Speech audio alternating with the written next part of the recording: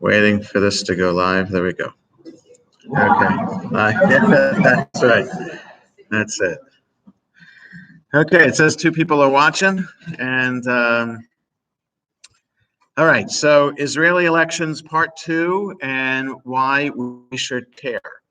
So I always look at the Times of Israel website, which I highly recommend if you want to keep up to date with what's going on in Israel. It is Haaretz is a very liberal, left-leaning, and you can really tell the difference. But if you go to Haaretz, the English edition of Haaretz, or Jerusalem Post, which is a more right-wing view of news in Israel, and then there's even more right-wing than that, something called Arutz Sheva, which means Channel 7. But I used to get emails from that and stopped doing that. I mean, it's really, you then, like I spoke about in one of the sermons, the evangelical Christians who get their news from Christian websites.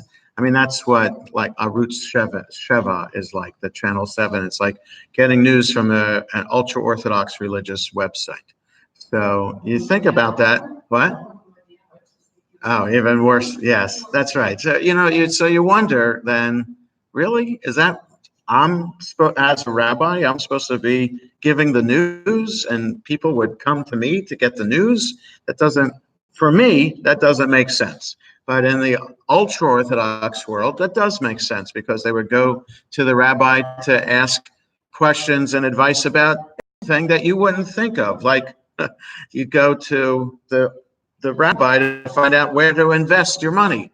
That's not what we're trained to do. So, but for some people, that's if it has the rabbi's blessing, then it must be the right thing. So, Times of Israel is center of the road, is very well done, I think, and it has perspectives from all across the spectrum. Also, is a website that also talks about news of the Jewish world. So it's very well done. So I've been, now with the Israeli elections, I've been going onto the website a lot more frequently because lots of things have been happening over the course of today. Things have been happening. So today was Netanyahu's lawyers went to court for preliminary hearing for his corruption charges. And they were, as the Times of Israel is pointing out, the lawyers are very confident and they are bringing lots of evidence that they claim. This was an 11-hour procedure that happened today, and it's continuing tomorrow. It seemed that the Netanyahu's lawyers are bringing evidence that they claim totally wipes out all of the charges and should exonerate the prime minister. And all the Times of Israel said that the judges seemed not to be swayed. So we'll see what happens with that. As I said, I don't know. I didn't read the article. I was just reading the headline and the subheadline about that, because the other headline is about the negotiations for making the government. And so Netanyahu claims that by Yom Kippur, because he was given the mandate by the president, Rivlin, he has 4 weeks to come up with a government. He says if he doesn't have something by Yom Kippur, which is a lot sooner than the 4 weeks, he's going to give it up and let somebody else do it. And so the problem with anybody wanting to negotiate with Netanyahu now is, well, you got these hearings going on. So why would anybody want to form a coalition with the guy who's the head of the Likud, who is the current prime minister, might be brought up on charges? That doesn't seem to make sense. Netanyahu also has in his back pocket the right-wing parties, a lot of them, and he claims he's going to the table. Oh, and they are the ultra-Orthodox parties also. He's going to the table with them. so that they are a block together, so that when he is trying to form a government, he has them included with him, and he will not budge in terms of dropping them to allow for a different coalition. So this is a complicated piece. Netanyahu got 32 seats now because it was adjusted after the election count. So he has 32 seats, and Benny Gantz, the Blue and White Party, which is a brand new party as of last January, has 33 seats.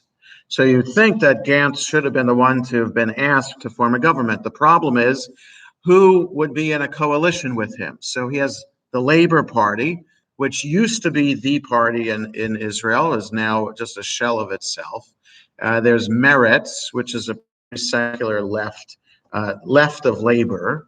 And then there are the Arab parties who said that they don't want to sit in a coalition, but they would vote for things that Gantz would be voting for. So they had 13 seats, but only 10 of them, 10 out of the 13 Arab parties were the seats that they got would be with Gantz. So that comes to 50 something, and Netanyahu has 50 something, but you need 61.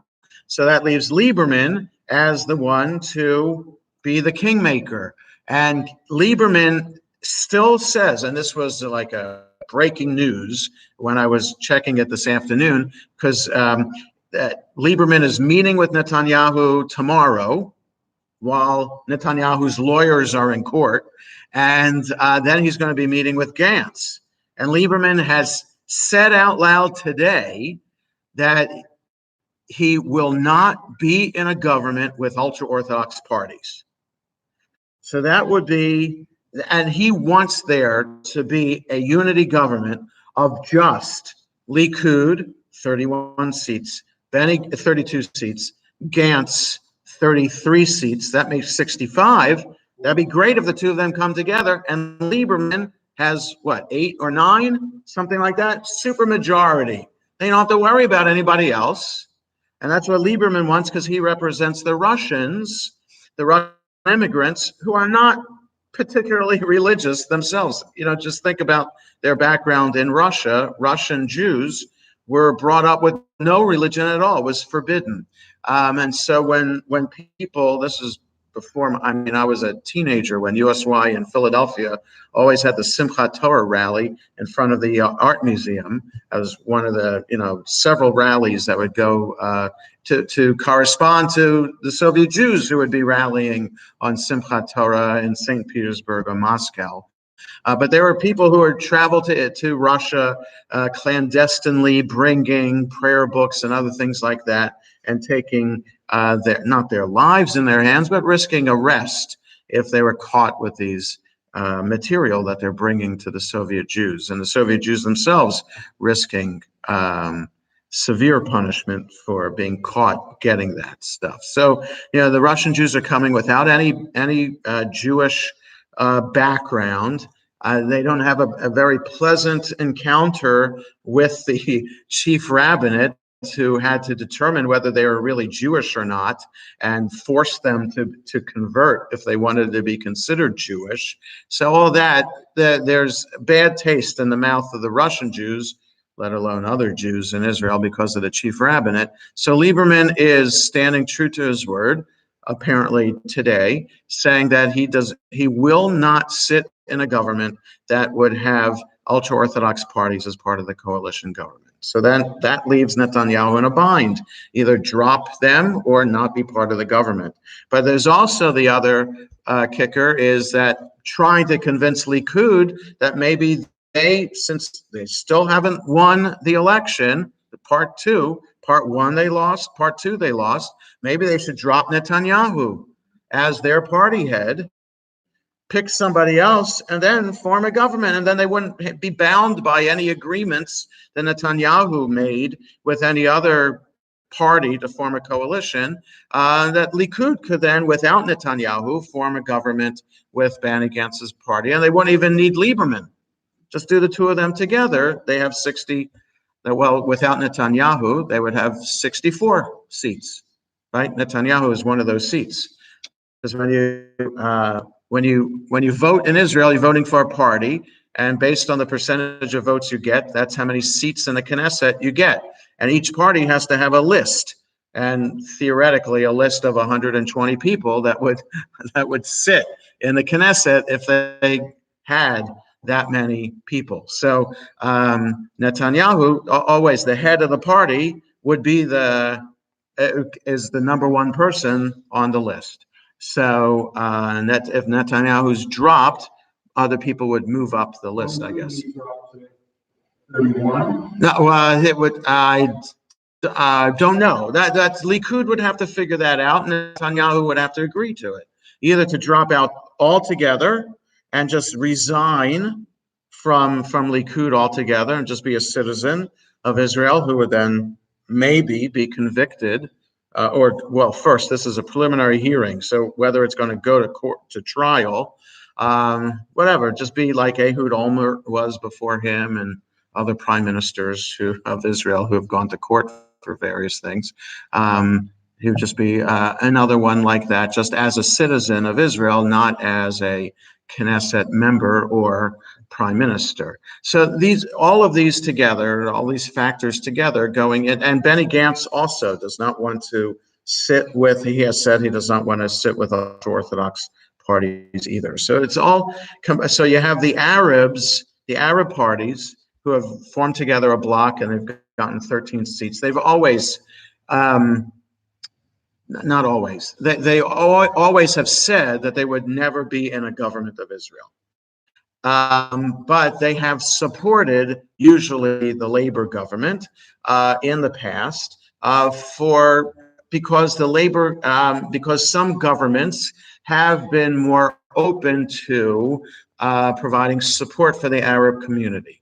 So there are very difficult domestic issues that Israel has neglected over the decades because of the number one security concerns in dealing with terrorism, dealing with the Palestinians, and dealing with wars with their neighboring countries. So a lot of internal domestic stuff has gone by the wayside, like how to deal with chief rabbinate, which is really out of touch with most of Israeli society, how to deal with the Arab population, the Israeli Arab population, because the Arabs have their own school system within Israel. So the public school system is divided into the Israeli Arab public school system, the religious public school system, and the secular public school system. So you have a choice in Israel. So when my family made Aliyah when I was in 5th grade, my parents chose for me to go to the secular public school in the town of Ashkelon, as opposed to the religious public school. And the Arab public school was just on the other side of the courtyard, on the other side of a fence. Is the government supporting? Yes, it's theoretically equal support for all the schools, but it's theoretical because it's pretty clear that the Arab schools don't get as much. Well, they're not in the nicest part of town, right? Just think about this country with low-income neighborhoods in America, and the public schools in the low-income areas versus public schools in the high-income areas. There's a big difference in quality of schools. It's one of the issues why our shul left White Oak, right, and moved to Olney, because Jews were not moving to White Oak anymore because the public schools in the White Oak area were no good anymore. What are you making that face for? That's true. Just look at the statistics. The elementary schools in that part of Silver Spring compared to elementary schools in Olney, or the high schools there, Springbrook High School, Paint Branch High School versus Blake and Sherwood, there's a big difference in quality of education. That's what the surveys and reports have shown about the schools just in Montgomery County. So that the similar thing happens in Israel. The Arab neighborhoods in Israel are not exactly high-income areas, and they are overcrowded as well, and therefore the public schools are overcrowded. Class size in Israel usually is about 40 kids in a classroom, so it's not great education anyway. But if so the whole variety of issues when it comes to the education, just the gap between rich and poor in Israel, a lot of domestic issues that Israel has neglected, that perhaps if there were this unity secular government without the influence of the ultra-Orthodox parties, which always siphoned money off from the budget to support ultra-Orthodox institutions, if you didn't have them in the government, perhaps then there would be a possibility of addressing some of these needs for domestic policy, like maybe writing a constitution, which had been talked about. And I think there's even a draft which was shelved after Barak was prime minister for a little while. Started working on it, and then he lost an election to Netanyahu, and then nothing ever happened with that. So I think the Bedouins are treated a little bit differently. Yeah, I know. Yes, see, Bedouins serve in the IDF. The Arabs do not, and the Druze serve in the IDF, because the Druze technically are not like the Arabs. So they're not. So that's another element. Israeli Arabs want to support the state of Israel, and they know that it's better as an Arab to be living in Israel than any other Arab country in the Middle East. They are freer in Israel, even though they are second-class citizens, than they would be if they were in another Arab country. So they support Israel. But, imagine as an Arab singing Hatikva as your national anthem. It's kind of hard to do that because it has nothing to do with you. 2,000 years I've been dreaming to live in this land, right? Nefesh Yehudi, a soul of a Jew, is yearning for this. That's what you're saying in the national anthem. Kind of strange. So there's that problem too. There's even alternative words that have been suggested for Hatikva to make it acceptable to everyone who lives in Israel. How about the Filipino nurses who come in as illegals to work in Israel and want to work to be citizens? Like a Filipino was on the Israeli version of America's Got Talent and won, but she couldn't keep the earnings because she was illegal. So, but she entered the competition anyway, and she won the competition. And then you have all these. There are other workers from Thailand who are hired by kibbutzim all around Israel as well. So you have all these people, and you have the Eritreans and the Sudanese who have made it into Israel illegally, also wanting to seek asylum. So there's a bunch of issues that Israel needs to confront and deal with. You have a bunch of these Eritrean Sudanese living kind of under the radar in Tel Aviv. And there are social services trying to reach out to them and help them, but they're all there illegally. And no, I shouldn't say all of them. There's it's really ridiculous. So it's like 5 a year, literally. Only 5 of them a year are granted asylum.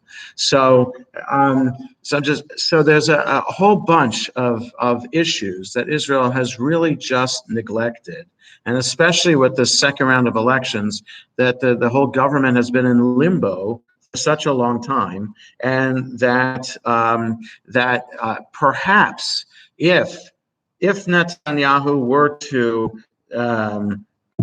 release Likud from the agreement with the ultra-Orthodox parties, if the preliminary hearing goes in his favor tomorrow, then maybe that gives him a little bit more of a standing to say, hey, I'm going to be here and you got to work with me. So there are these things that are impacting what's going on in Israel now. So the second part of what I wanted to talk about tonight is why we care about this.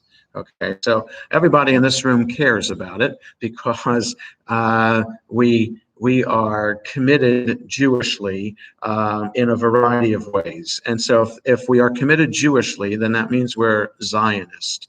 Usually goes hand in hand. And so if we are Zionist, then we care about what's going on in Israel. However, as conservative Jews, there's a major element of Israeli society that seems to be totally out of whack with our sensibilities, and that is that we expect, we're always surprised, and I'll speak to myself. For myself, I've been to Israel many, many times, and it's still kind of jarring to see that there aren't a lot of conservative synagogues around, and that when there are, they're all mostly populated by fellow Americans who have made Aliyah. So the difference between me and them is that I come as a tourist and attend service on a Shabbat morning with my friend Rabbi David Epstein and his wife Rena Magun in a synagogue called Mayanot in the Talpiot section of Jerusalem. And it's all people like them who have made Aliyah. There are maybe a handful of actual native Israelis who go to conservative synagogues, and maybe Ashkelon has the biggest percentage of native Israelis who attend a conservative synagogue. But for the most part, conservative and especially Reform synagogues and the handful of Reconstructionist synagogues that there are in Israel are all immigrants to Israel from America or Canada, or they're called Anglo-Saxons, so they're part of the British Commonwealth as well, where people have been brought up with Western values and accepting egalitarianism as a value that gets incorporated into Jewish life as well. Then we expect that now in synagogue too. But Israeli society does not expect that and sees it as kind of odd. And the synagogue that Israelis don't go to is still an Orthodox synagogue. They're right. In other words, the synagogue that most American Jews don't go to would be a conservative or Reform synagogue, right? So if you ask a Jew who doesn't go to synagogue, if they were to go to a synagogue, for whatever reason, if they put a gun to your head, then they would go to a conservative or Reform synagogue. They wouldn't say that Orthodox would be their default synagogue. They'd do the same thing to an Israeli who would never walk into a synagogue either, take advantage of Rosh Hashanah by going out of the country on vacation or going to the beach, whatever. Yom Kippur, taking that as a vacation day too. I mean, nobody's driving in Israel next week on Yom Kippur, and there's always pictures posted afterwards of people riding kids riding their bikes on the major expressway in Tel Aviv, because so people are taking the day off and they are respecting Yom Kippur in that way, but they're not going to synagogue. They're going to the beach or whatever it is. So the synagogue they don't go to is an Orthodox synagogue because that's what they're used to. And especially the Jews who are in Israel from Arab countries. If they've made Aliyah in an Arab country, then they don't have those Western values. They haven't been brought up that way. And they're brought up on more traditional Arab values where men and women are clearly have different roles in society. And so, it's not like you see a lot of Israeli Arab women wearing hijabs in Israel. I mean, you do see it. But I think one element of Israeli Muslim Arabs living in Israel is the freedom of the society not to be repressed in that way and not forced to dress in this modest way. And even though Sephardic Israeli Jews who are considered Sephardic from Israel, from Arab countries, were brought up on those values of men and women having different roles. You don't have Israeli Sephardic women dressing modestly either. But the default is that egalitarianism is weird, and that's not a Jewish thing. So that's why the egalitarian kotel has always been seen as like an American-Canadian thing, mostly an American thing. And though we have tremendous influence in Israel. Just asked Netanyahu about Shelley Adelson and what kind of influence Shelley Adelson has had on his life, which is part of this corruption charges that he's facing. So it's the monetary influence that we have. And also the American government has tremendous influence on Israel as well, with the military support and aid, etc.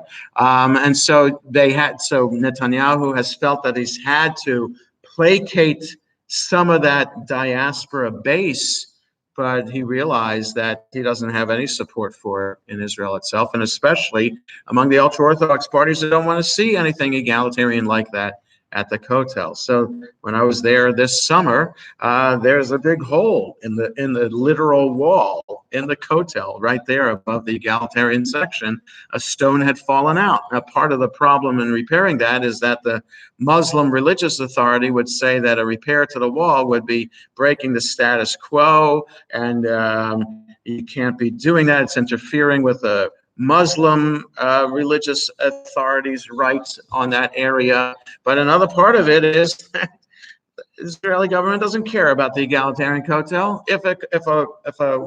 If a stone had fallen out of the Orthodox section, which is the huge section of the Kotel that we picture today, I'm sure it would have been repaired right away. But in front of the egalitarian section that I was there in July, that stone had fallen out of the Kotel 6 months before, and there's still scaffolding on it.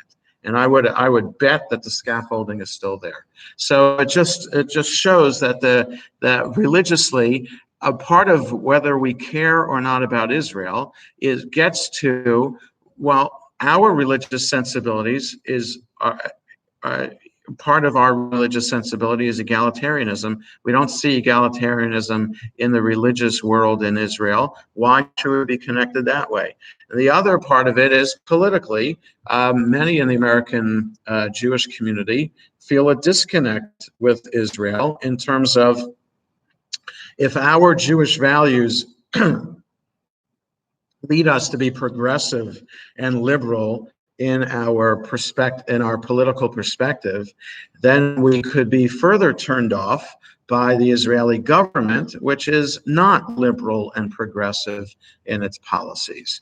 And with the influence of the BDS movement on the liberal fringes of the Jewish community as well, the understanding then the checkpoints that Palestinians have to go through to get into Israel, and how it could be understood that Israel is repressing Palestinian society, that further exacerbates the relationship between the American Jewish community and Israel too. Yes, Julian.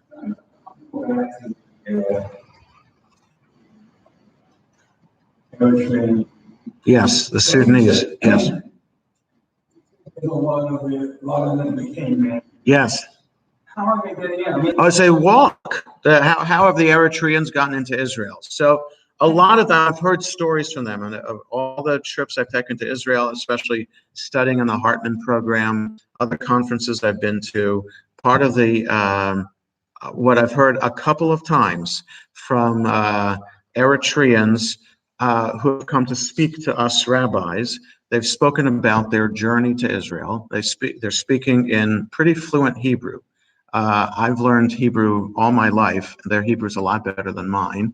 And yes, and they're passionate about the freedom that they're experiencing in Israel, that it was worth it to them to escape the civil war in Eritrea and be smuggled across. So picture in your mind's eye the map of Africa.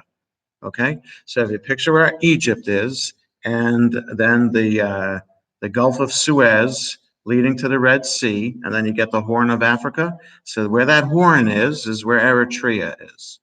And they walk or take by truck, get into Egypt. And then in Egypt, they get into the Sinai. And once they're in the Sinai, they're walking to the border with Israel, which is not is not a whole fence or a wall like some would like it to have on the border with Mexico. You can walk across, and they take a chance. And walk across, and that once they're in, then they're met by somebody else to take them to where their fellow it's more secure now. Israel, their border security technology is pretty advanced. And I would imagine it's probably the most advanced in the world. And you don't read about, I mean, in 1969, there was that war of attrition where Jordanians were coming across the border frequently to do terrorist activities in Israel. Since then, you don't read about that anymore because Israel's border is pretty sophisticated and secure. So somehow these Eritreans have managed to get across a busload at a time, truckload at a time. And many of them have been detained, and there are these big detention centers right at the border, and where they languish for a long time. Sound familiar? Like the Central Americans languishing in detention centers at our border here. And so, yeah, so after a while, maybe one or two would be granted asylum, and the rest would be shipped back, or somehow they get out of that detention center and end up, underground, figuratively, in Tel Aviv. They do menial work and whatever it is, and then if they have a child born in Israel, anybody like any other country, a child is born in that country, they're citizens automatically. So then that creates a problem. How is a child a citizen of Israel, but their parents are not? So it's major issue that Israel just really hasn't. They've threatened deporting a lot of these Eritreans back, and there was an agreement for a short time with Rwanda to accept some of these refugees, but then when it became too public that Rwanda was going to do this, that backed out. So I don't know what the status is right now of all these Eritrean refugees in Israel. So it's a major issue. Now, Israel has tried to have open borders, because our biblical Jewish mandate to be open to the stranger, because we were strangers in the land of Egypt. So there was a famous case in the 70s of a boatload of Vietnamese refugees that was taken in by an Israeli freighter in the south, in the somewhere off the coast of Vietnam, somewhere there, and the freighter brought them back into Israel, and they were welcomed with open arms. And so Israel, and then of course helping the Ethiopian Jews get back into Israel, and doing the airlift of them in the 80s and 90s. And so, yeah, Israel has been open to, and Israel has been working behind the scenes very, very quietly with helping the Syrian refugees that are in Jordan and providing medical care for them. So, and I heard about that this summer as well, that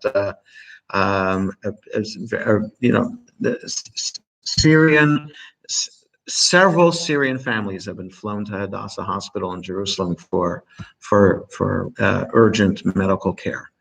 So Israel does the stuff that needs to, but then a huge wave of humanity coming in, you have to have policies in place in order to be able to deal with it the right way. If you don't, then, and you allow the people to languish in Tel Aviv, and they've been there for 15 years now, something like that, it's becomes a humanitarian crisis if you're going to say now you're going to send them back. So, like I said, so it's a major domestic policy issue that Israel has neglected, and the elections have served as the latest excuse of not dealing with it. And there's hope, but you never know what's going to happen. There is hope that if a unity government were to be formed without the ultra-Orthodox, that is a moderate center of the road government, that perhaps a lot of these domestic issues can be addressed. And also, perhaps serious efforts can be made towards peace with the Palestinians. But we don't know. So any other thoughts or comments about this? So, yeah, go ahead, Doctor. Which could go? Oh, I have no, I can't predict. I can only say what the news has been saying. I have no idea. I'm not a news analyst. I don't live there. I really have no idea. And all the people who are writing on Times of Israel, like the editor of Times of Israel, the chief editor, David Hurwitz, and others, had a thought. They were all wrong. We have no idea what's going to happen. I think a lot has to do, and this anybody can come up with the same conclusions. A lot has to do with what happens with part 2 of the hearings tomorrow. If the hearings tomorrow, if they actually decide something tomorrow to say that we have enough evidence to proceed to trial, that says, I think that throws everything open, and I think would give a lot more political cover for Likud to drop Netanyahu, and for others to say, we don't want to have anything to do with negotiating with Netanyahu because it's clear now it's going to trial, and we don't want to have anything to do with a criminal. So that's a lot that we'll have to deal with. So that's the major thing. And that, if you didn't have that, then I have no idea about predicting anything else. Because I don't know what Lieberman's going to do. I don't know what Netanyahu, if he can reach an agreement with Netanyahu and with Gantz. I have no idea. I can only lay out what it means if anything happens, but I can't predict. The only other thing I was going to say about Israeli elections is with Naomi here, and I talked about it the second day of Rosh Hashanah. There are other elections that are going to be happening this spring, and that's for the World Zionist Congress. And those elections are for electing delegates to the Jewish Agency, the World Zionist Congress, part of the Jewish Agency, to determine disbursement of funds from the Jewish Agency to the diaspora Jewish community. And there's a ratio and proportion that's worked out mathematically. The more a particular representative agency has delegates in the World Zionist Congress, the more money that they would get for their agency. So, of course, so the Jewish Agency works in Israel and with the diaspora Jewish community, supporting the efforts of education for the Jewish community around the world.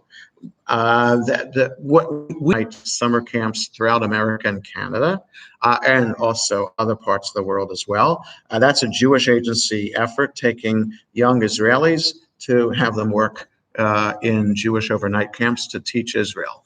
Our community and every federation community in North America also has a set number of shlichim, emissaries from Israel, to be Israel educators within the Jewish community in the diaspora. So that's the major thing that we see right away as a benefit of the World Zionist Organization and the Jewish Agency connecting Israel to the diaspora. The other thing is supporting diaspora initiatives in Israel. So the more people vote for Merkaz, which is the slate for representing the conservative movement, the more the conservative movement gets support from the Jewish Agency in Israel itself. So it would go to salaries for rabbis in Israel, to seed money for the conservative movement education programs in Israel, like the youth groups and other things that are in Israel. And the Reform movement has their slate called Artza. I'm not sure if Reconstructionist Judaism has its own, but Hadassah has its own, which is, and a lot of conservative Jews are members of Hadassah. So then who do you vote for if you're a Jewish woman? Aha. And Naamat too. Right, so that's a problem. So if you're a conservative Jewish woman who's a member of Hadassah, do you vote for your Merkaz slate? I don't think you can split your vote. You have to choose. Either you're choosing for Merkaz or you're choosing for Hadassah. So it's an interesting election process. I think I registered. Yeah, just send a text. Yeah. long time ago with the old address, so I'm not getting anything now. But is there a website? No, you just sent a text. You did, the flyer is in the lobby, is in the Weiner Gallery. So you can, there's a website to go to and you can do it that old fashioned way. Yeah, right. So just see that on the flyer, it says how to do that. But you what? Yes, right. You can do that too. That's not it. Right. But I'm just saying, it's really, I got 2 texts back in response and I haven't heard anything since. So it's not like you're going to be bothered with texts. So it's really not bad. I would recommend doing the texting route. It's the easiest thing, but there is going to be a $7 registration fee. Right. So there is money that's going to have to, right, right. Well, that's a good idea. I haven't thought about registering my kids too. Yeah.